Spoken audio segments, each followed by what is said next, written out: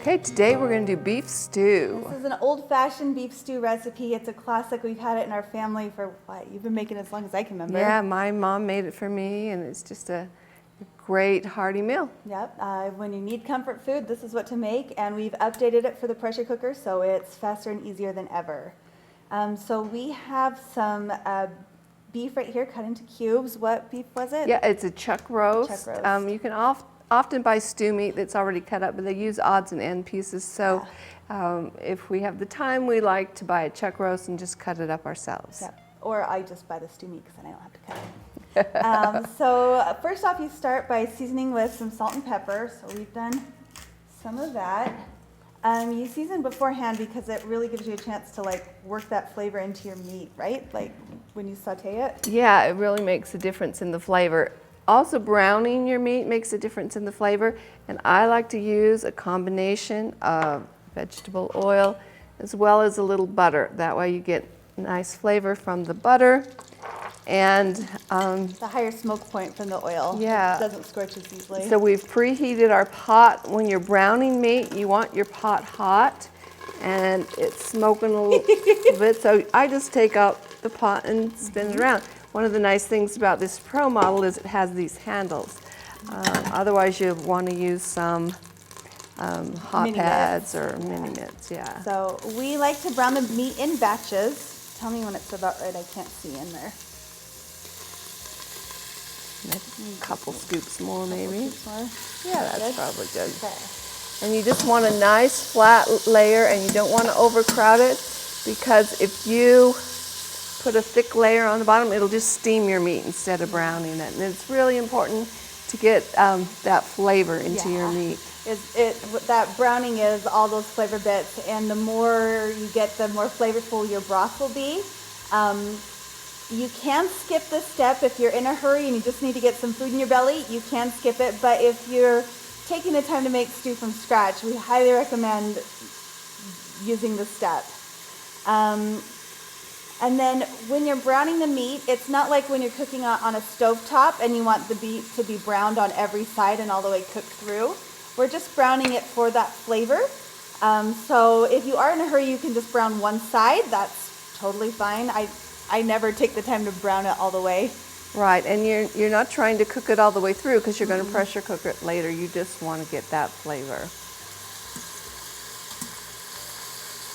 One way that you can tell if you put your little spoon or fork in there and the meat releases easily from the bottom of the pan, that means that it is browned enough that it's okay to take off. But if it's kind of sticky, it means just leave it alone. Don't like try and pull it up, and then you'll get like meat still stuck on there that kind of turns black and you scrape it. Just let it be. Okay, so this is the last bit of beef that we needed to brown, and then the next step is going to be to add the onions. So let me just get this last few pieces out. And you see all that nice browning that's on the bottom of the pot? That's flavor. Yeah. And the cool thing about adding the onions at this point is that as they release their juices, all of that flavor will go right up and into them. I'll let you stir. I'll change it. Okay. We're just going to flatten it out, heat up those onions. If you need to at this point, you can add a little bit of beef broth or a little bit of oil.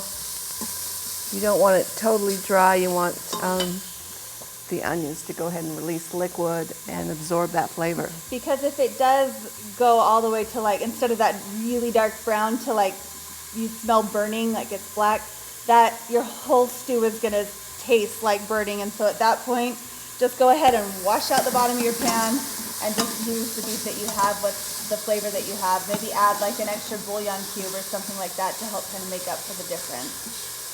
So let's go ahead and add just a little bit of that broth. Yeah, that would be better. And you want to make sure that you scrape the bottom of the pan really well to get that they call it the fond. You want to get all those brown bits up off the bottom of your pan, because sometimes having too thick of a fond can set off the burn notice in your pressure cooker. And stop it from coming to pressure. Stop it from coming to pressure, which is annoying. Also, one difference, if you're used to making stew where you flour your beef beforehand, you do not want to do that in the pressure cooker because that flour will all settle to the bottom and become this ooey gooey film on the bottom, and it will also set off the burn notice. Okay, so this is looking really great. It's just what you want. And we're scraping that flavor off the bottom of the pot, and see how our onions have This golden color. yeah, tons of flavor in that. So that's one of the reasons why I like to have my broth or liquid, whatever liquid we're using for the recipe, ready to go and open before I start to saute, because just in case you need to add a little bit of broth to stop it from turning from that brown yumminess to that black To dark. singe. Yeah. So I think our onions are done. Let's go ahead and add a little more broth so that we can get the rest of that off the bottom.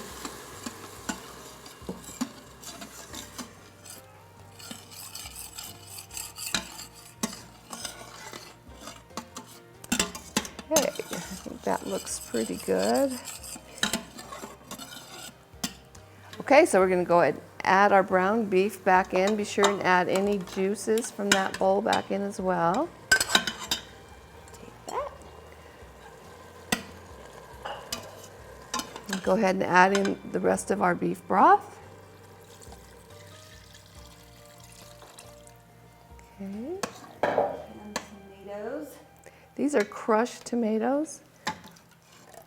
So You can see they're just kind of nice and have lots of flavor. It's a little bit more condensed, but you won't have big chunks of tomato in your stew. We're going to add 2 bay leaves. one of the things I didn't know about bay leaves when I first started cooking is that they are not, like after you're done cooking, you have to find them in the pot and then take them out again. And then we've got our parsley. Okay, and that's all there is to it at this point. We like to cook the beef until it's tender before we add our vegetables. Yeah. I do not like mushy potatoes at all. Carrots. Or carrots. No. If you love mushy potatoes and carrots, you can add them now, but they will be fall apart mushy. We prefer to cook in 2 stages, so we'll pressure cook the meat almost all the way, and then we'll add the vegetables in and just do a brief additional cook time. So this first cook time, I think, is 10 minutes. So we're going to pressure cook on high for 10 minutes. And We'll come back with the next step. yep. Okay, so the time's up. We've released the pressure.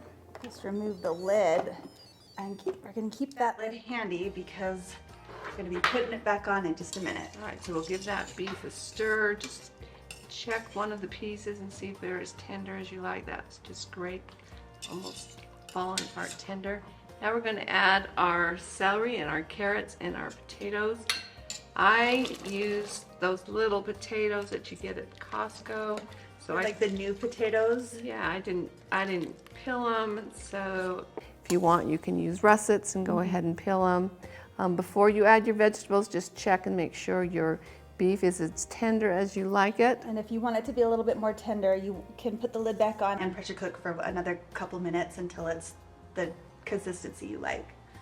So we're going to put the lid back on, and all these vegetables need 2 minutes. It'll take a while to come back to pressure even though it's hot, just because there's so much liquid in there. Yep. Okay, so our 2-minute cook time is up. We've done a 5-minute natural pressure release, and then we release the remaining pressure with a quick pressure release. We'll just go ahead and give it a stir. Make sure our potatoes are nice and tender. They look great. Now we're just going to go ahead and thicken up the liquid. So we're using flour here. We've got a 1/4 cup of flour and a 1/4 cup of water. And stir it really well. You can use cornstarch if you prefer, but there's just, I don't know, something old-fashioned tasting about using flour as a stew thickener. I like to use flour with beef and cornstarch with chicken, poultry, that kind of thing usually. And then I like to take some of the hot liquid and add it to our Here, I'm going to put this over here. our thickener. When you do that, it just helps to make sure you don't get clumps when you add it. Sometimes it can seize up and you get clumps and it's hard to get rid of that. So we'll add about a cup of the hot broth. And again, you just want to get that thickener real nice and dissolved. Otherwise, it's really hard to get it out after. All right, so we've got sauté on, and I just like to continue stirring as I add it, just to make sure. It's looking pretty smooth, right? Yeah, it looks great. Yeah, it's good. Okay. Oh, there's a fork in there. Okay.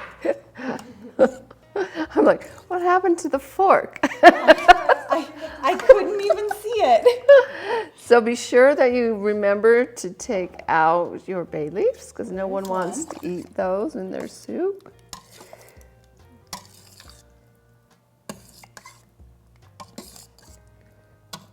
There's the other one.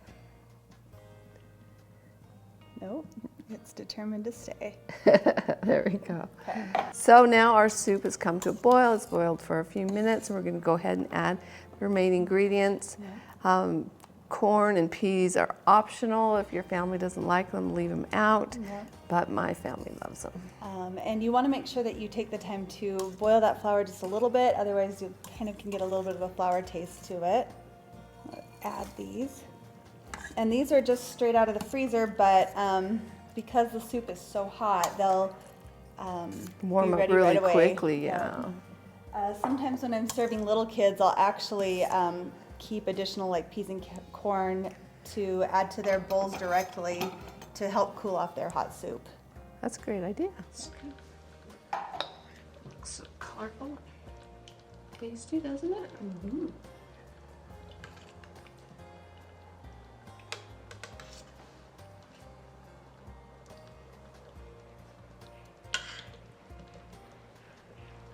Okay, there, it's all dished up. It's colorful and bright. Looks delicious on a cold winter's night. Always like to add your own salt and pepper, especially if you're using a reduced sodium broth.